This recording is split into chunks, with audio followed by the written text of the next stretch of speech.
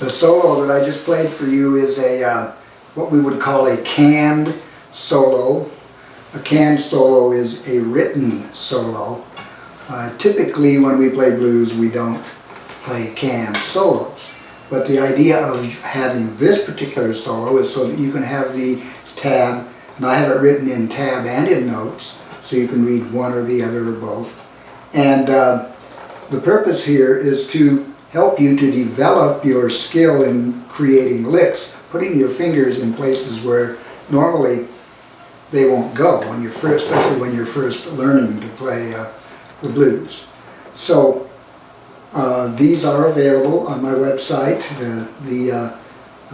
This is the #1 pentatonic and blues scale in A minor. So we start out by playing the pentatonic scale in A minor. And when you do, that's the best thing to do is to warm up with that scale. And so then you want to use the metronome so that you can develop speed and control and evenness in your playing. So we're going to play the pentatonic scale. You would play it with the metronome, starting slowly and then building it up to a faster tempo. I'm just going to talk you through that real quick. It's 1-4, 1-3, 1-3, 1-3, 1-4, 1-4, and then backwards. And then you want to also play that adding the blues note, which is the second finger here, that E flat on the 5th string on the 6th fret, and then the octave, which would be the 4th finger on the 3rd string on the 8th fret. So you have then the two blues notes. They're the same note, just an octave apart.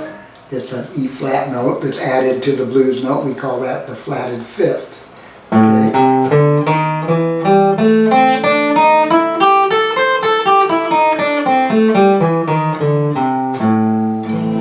Do the same thing with that. You want to use the metronome, build up your skills so you can play it at a good,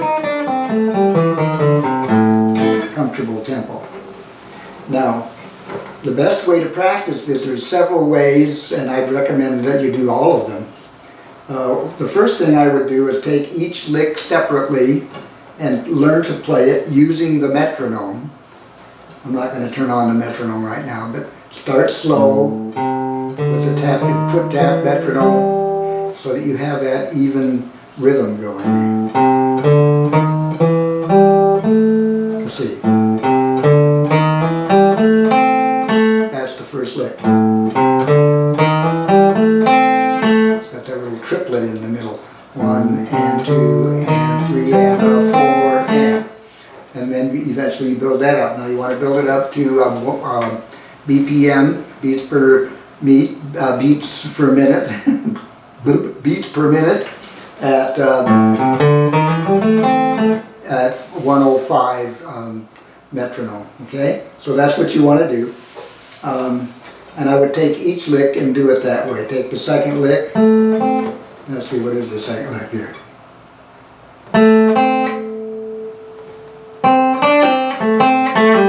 Yeah, I can play it.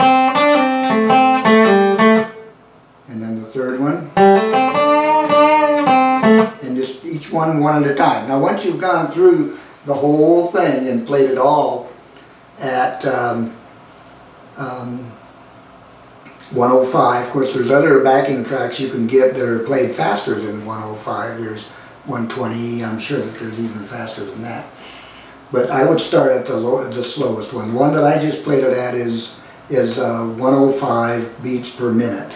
Okay, so when you play this, trying to tie these licks together now, I would do it from the other end. I would start at the last one, making sure that you can play it at full speed, and play that down, and then I would play the next to the last one and then tie them together.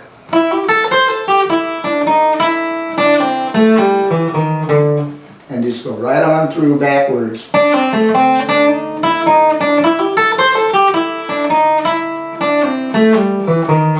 Until you can play the whole thing at full tempo. Now canned solos are just that, and the purpose of learning them is to help you, like, as I said, to get your fingers to go in places where they normally wouldn't go, and to create some kind of a format for licks other than just up and down the scale.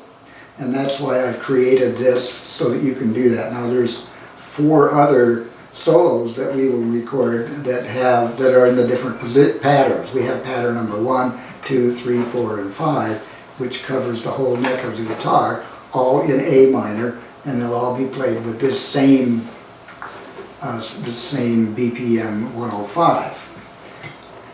But what you want to do then is to take these licks and start to get your creative juices going, to get outside of this and play your own licks, using this as kind of a springboard to develop your own playing, so that when you start to play on your own, you can just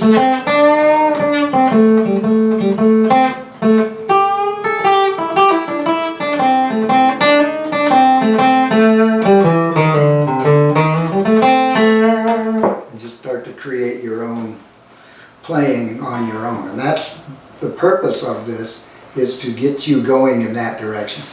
So that's Shuffle Blues solo number 1.